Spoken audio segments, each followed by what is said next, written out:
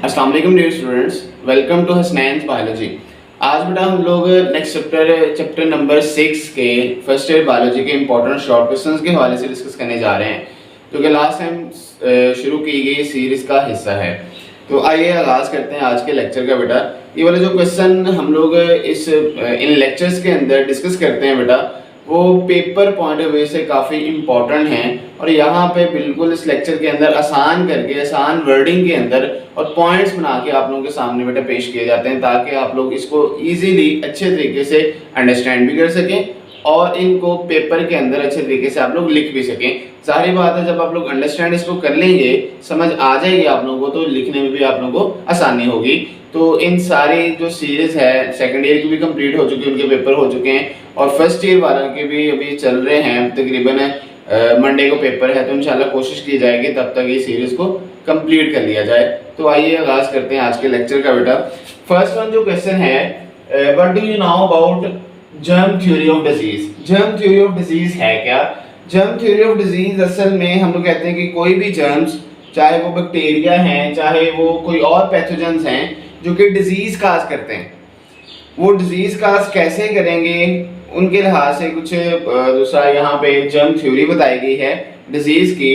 तो उसके लिहाज से अगर देखा जाए बेटा, तो फर्स्ट वन जो पॉइंट है, कोई भी स्पेसिफिक जो ऑर्गेनिज्म है, अब जाहिर बात है हम लोग कहते हैं कि कोई भी स्पेसिफिक जो ऑर्गेनिज्म है वो वही डिजीज काज करता है और स्पेसिफिक डिजीज काज करता है।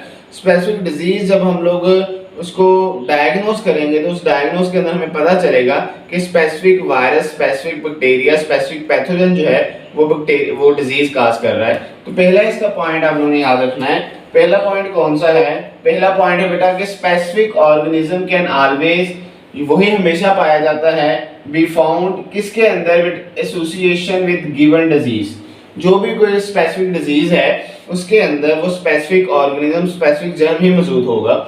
उसके अलावा सेकंड पॉइंट आप लोग क्या कर सकते हैं बेटा, उस जिस ऑर्गेनिज्म के अंदर डिजीज काज की है उसने, उस जर्म ने या उस बैक्टीरिया ने, उसमें से उसको आइसोलेट करके, अलहदा करके आप लोग क्या कर सकते हैं, उसको कल्चर कर सकते हैं।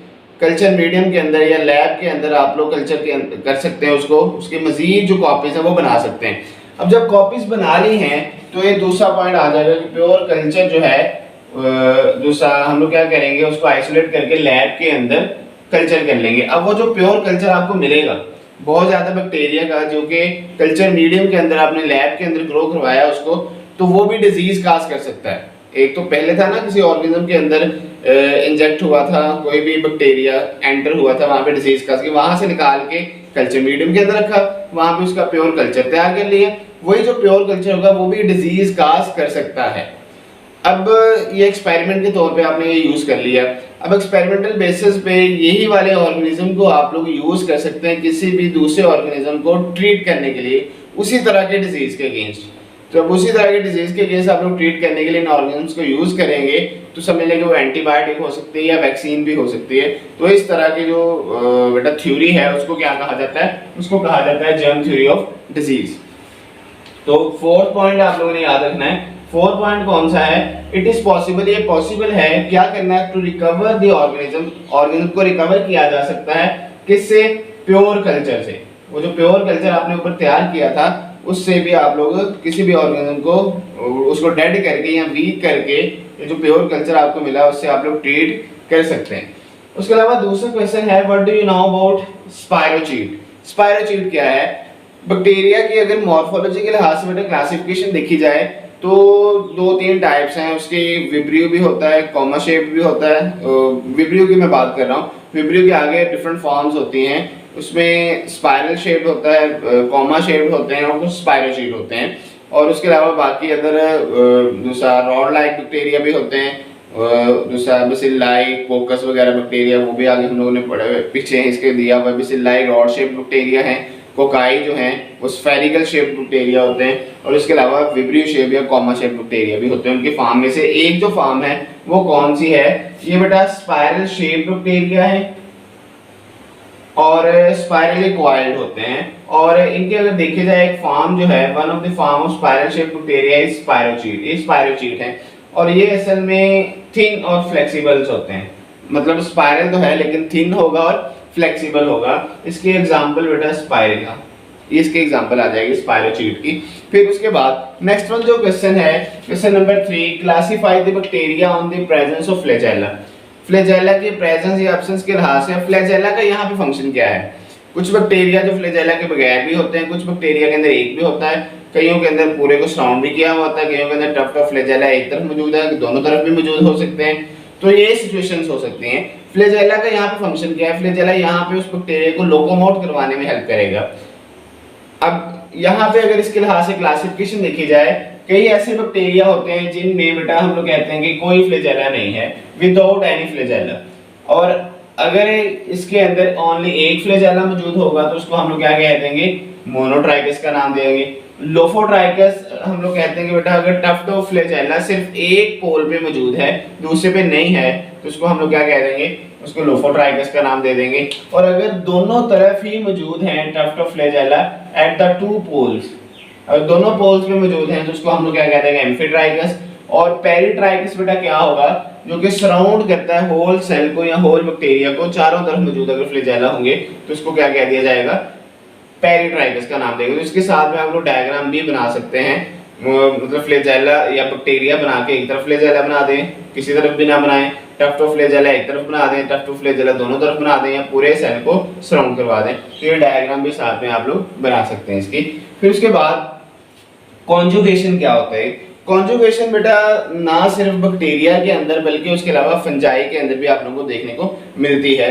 ये एक टाइप है बेटा एसेक्सुअल रिप्रोडक्शन की, एसेक्सुअली हम लोग बल्कि सेक्सुअल टाइप है ये, जिसके अंदर जेनेटिक मटेरियल, सेक्सुअल टाइप है, एसेक्सुअल नहीं है। तो इसके जरिए दो डिफरेंट जेनेटिक मटेरियल जो है वो असल में इकट्ठे होते हैं।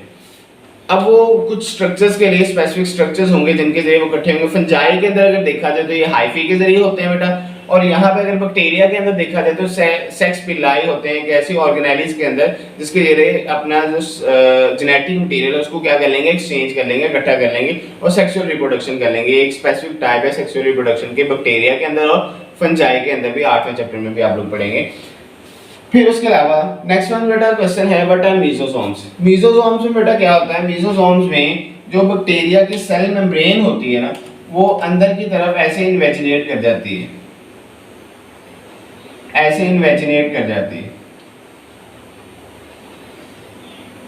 जस्ट लाइक जैसे हम लोग माइटोकॉन्ड्रिया में पढ़ते हैं।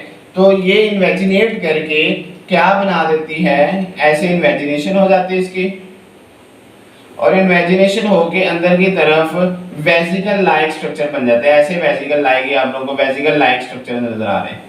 अब इन वेसिकल लाइक स्ट्रक्चर्स का काम क्या होगा, इनको मीजोसोम्स कहा जाता है। इनका फंक्शन क्या होता है, इनका फंक्शन बेटा डीएनए रेप्लिकेशन में भी हेल्प करते हैं, सेल डिवीजन में भी हेल्प करते हैं। इस तरह के डिफरेंट इसके फंक्शंस होंगे मीजोसोम्स के बेटा। तो ये किसके अंदर, बैक्टीरियल सेल की सेल जो मेम्ब्रेन है वो इन्वेजिनेट करके ऐसे स्ट्रक्चर्स बनाती है। फिर उसके बाद क्वेश्चन नंबर 6 है बेटा, what are chemosynthetic bacteria. Chemo मतलब केमिकल से वर्ड निकला है, जो ऐसे बैक्टीरिया जो केमिकल्स का यूज करते हैं, डिफरेंट एलिमेंट्स का यूज करते हैं अपनी फूड को बनाने के लिए, उनसे एनर्जी अपनी ले रहे हैं, उनको क्या कहा जाता है, कीमोसिंथेटिक बैक्टीरिया का नाम हम लोग देते हैं। अब ये करते क्या है बेटा, इन्होंने ऑक्सीडाइज करना। ऑक्सीडेशन का मतलब क्या होता है, ऑक्सीडाइज करना, इलेक्ट्रॉन को निकालना। तो ये ऑक्सीडाइज करेंगे कंपाउंड्स को, मतलब उनसे इलेक्ट्रॉन ले लेंगे। ये एक ऑक्सीडाइजिंग एजेंट है, दूसरों को क्या कर देता है, ये ऑक्सीडाइज कर देता है, उससे इलेक्ट्रॉन ले लेता है। तो ऑक्सीडाइज कर देंगे कंपाउंड को, किस किस कंपाउंड को, अमोनिया को करेंगे, नाइट्रेट को कर सकते हैं, नाइट्राइट को कर सकते हैं, सल्फर को कर सकते हैं, फेरस आयंस को कर सकते हैं। और उन्होंने क्या करना है, इसी दौरान एनर्जी को ट्रैप कर लेना है, और वो एक जो ट्रैप्ड एनर्जी है इस रिएक्शन के दौरान वो यूज भी कर लेंगे। तो इसका अगर ओवरऑल रिएक्शन देखा जाए, कार्बन डाइऑक्साइड H2S, वो सल्फर जो यहाँ पे हम लोगों ने देखा, इसकी मौजूदगी में, लाइट और क्लोरोफिल की मौजूदगी में अपनी फूड बनाएंगे, साथ में वाटर बनेगा, साथ में सल्फर गैस बनेगी। इसमें ग्रीन और पर्पल सल्फर बैक्टीरिया भी आ जाते हैं बेटा। तो ये हैं कीमोसिंथेटिक बैक्टीरिया जो डिफरेंट एलिमेंट्स का, डिफरेंट कंपाउंड का, डिफरेंट केमिकल्स का यूज करते हुए अपनी फूड बना रहे हैं। फिर उसके बाद नेक्स्ट वन जो है बेटा, लैग और लॉग फेज क्या है। ये इसकी जो खास तौर पे ग्रोथ और रिप्रोडक्शन की फेज होती हैं, फेजेस होते हैं, इसमें से दो फेजेस खास तौर पे जो जिनके नेम मिलते जुलते हैं उनकी अगर हम लोग बात करें तो लैग फेज और लॉग फेज क्या है। लैग फेज जो है बेटा, इसमें कोई ग्रोथ नहीं हो रही, नो ग्रोथ। जबकि इसमें बेटा क्या होगी, रैपिड ग्रोथ होगी, ज्यादा एक्सपोनेंशियल रेट पे, मतलब 1 से 2 बनेंगे, 2 से 4, 4 से 8 ऐसे आगे मल्टीप्लाई होते जाएंगे। जबकि इसमें ऐसा कुछ नहीं होना। इसमें क्या होना, बैक्टीरिया प्रिपेयर कर रहा है डिवीजन के लिए, एनर्जी ले रहा है, अभी उसकी ग्रोथ नहीं हो रही, बल्कि वो अपने आप को प्रिपेयर कर रहा है, अभी डिवीजन नहीं हो रही। और इसमें क्या हो जाएगा, एक्सपोनेंशियल रेट पे वो क्या करना शुरू कर देगा, डिवाइड करना शुरू कर देगा। तो ये difference between lag phase and log phase में। क्वेश्चन नंबर 8 है बेटा, सेप्रोफिटिक बैक्टीरिया क्या होते हैं। सेप्रोफिटिक बैक्टीरिया ऐसे बैक्टीरिया जो कि बेटा डेड ऑर्गेनिक मैटर से, किसे, डेड ऑर्गेनिक मैटर से अपनी फूड लेते हैं, उसको ब्रेक डाउन करते हैं। अब वो ब्रेक डाउन करते कैसे हैं और कौन सी चीज उसमें हेल्प करती है, बहुत सारे एंजाइम जो होते हैं वो खास तौर पे डेड ऑर्गेनिक मैटर को ब्रेक डाउन करने में हेल्प करते हैं, और बैक्टीरिया उनसे फिर क्या ले लेते हैं, अपनी फूड ले लेते हैं। और इसी जब ये ब्रेक डाउन हो रही होती है तो इसके दौरान क्या बनता है, ह्यूमस बन जाती है। ह्यूमस का भी आगे हम लोग नेक्स्ट क्वेश्चन पढ़ेंगे। तो ये बेटा सेप्रोफिटिक बैक्टीरिया के हवाले से था क्वेश्चन नंबर 8।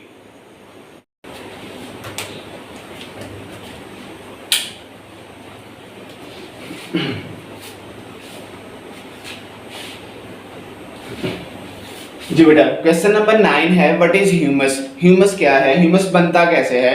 जब हम लोग बात करते हैं सेप्रोफिटिक बैक्टीरिया के, जब वो अपना रोल प्ले कर रहे होते हैं बेटा, मतलब डेड ऑर्गेनिक मैटर को डिकम्पोज कर रहे होते हैं सॉइल में जो मौजूद है, तो जब पार्शियल डिके उसका हो जाता है तो उस सूरत में एक मटेरियल बनता है, वो partial decay of organic matter का, जिसको हम लोग ह्यूमस का नाम देते हैं। ह्यूमस है क्या, ह्यूमस असल में सॉइल अगर देखी जाए तो बेटा फुल ऑफ ऑर्गेनिक कंपाउंड होती है, उसमें बहुत सारे ऑर्गेनिक कंपाउंड होते हैं।